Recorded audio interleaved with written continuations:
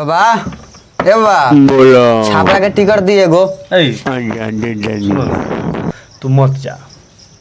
तो का करी रह के जा सुनो ना, मत ना जा तू। ये तुम्हारे का करी जा रह के हम यार तो वीडियो के बनी फिर तू चल जी बता। अरे तो वीडियोवा मतलब सुनो सुनो तू बांट माना। अरे बाबा रुकी रुकी रुकी हम लेते रहे टिकट है ना तू है ना बैठ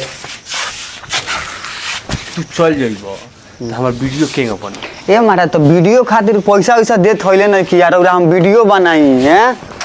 तो अभी नया नया नु शुरू कइले बनी यार। ए महाराज तो लोग अभी लाइक कमेंट करी शेयर करी हमार चैनलवा मोनेटाइज होई ढेर लोग जुड़ी ढेर व्यू आई तब न पैसा आवेला। ये तो महाराज तो हम पेट बा हमरा पेट नहीं खिया अब जहाँ मन कर सुबह से ले ले घूमत फिरतन कि चलो हेने वीडियो बना के बा होने वीडियो बना के बा हमरा बाल बच्चा नहीं खसन हमरा घरे घर के लोग नहीं खे।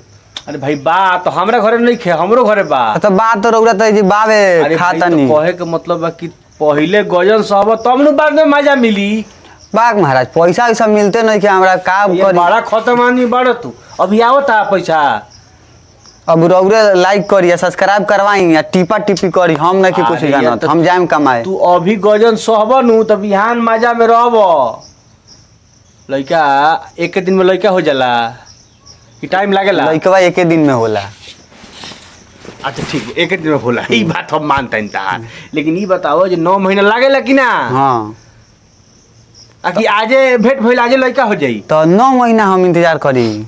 हाँ ना एमे 1 साल इंतजार करे के पड़ी। एक महीना आना तो लोग चाही तो तारे 1 महीना में हो जाई ना छोरी हम जाए दी कमाई हमरा के उ सब में पोल्हाई ओलाई ना तुम्हारा जब बोलहावत नहीं की यार माने हम तरह के समझावत नहीं। लोग अगर ज्यादा लाइक कमेंट करी खूब सब्सक्राइब करी शेयर करी तो जल्दी हो जाई। तो ई लोग करत काहे नहीं के जल्दी जल्दी लाइक लोग से सब्सक्राइब तो आदमी कहते नु बा लोग के दिखावते नु बा रोज वीडियो बनावते नु बा तनी गलती चाहे सही है न होत हुई।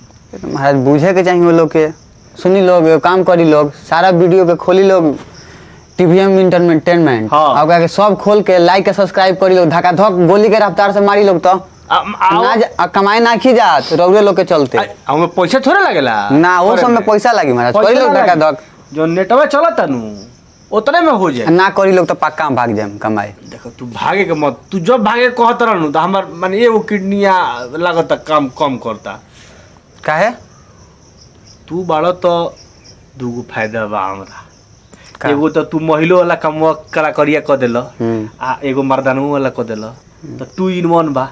बाकी लोग बा तो एक हकेगो वाला बा। तो छोरी उ तो होत रही 300 रुपया एक दिन के देम हम करेम तो अभी हम कहाँ से देम पैसा जब आवे लगी नु तो 300 के जगह 500 देम।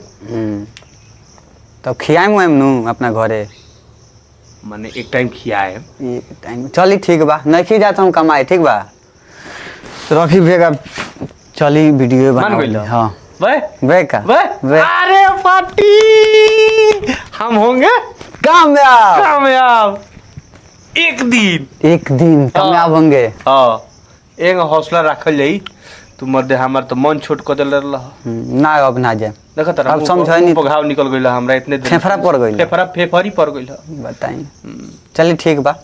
चलो भाई बहुत बहुत धन्यवाद तनी सब लोग से कह दो सुनी लोग भैया लोग हमारा चैनल के सब्सक्राइब करी लोग टीवी इंटरटेनमेंट और ज़्यादा से ज़्यादा शेयर करी लोग कमेंट करी लोग और वीडियो देख के बताई लोग कि कैसन बा वीडियो। भगवान भलो करिए यो कह और लोग के भगवान भला करी है उन्नति होई पदोन्नति होई बाल गोपाल फुलवारी सब चमकत रही। चलिए ठीक बा नमस्कार। नमस्कार।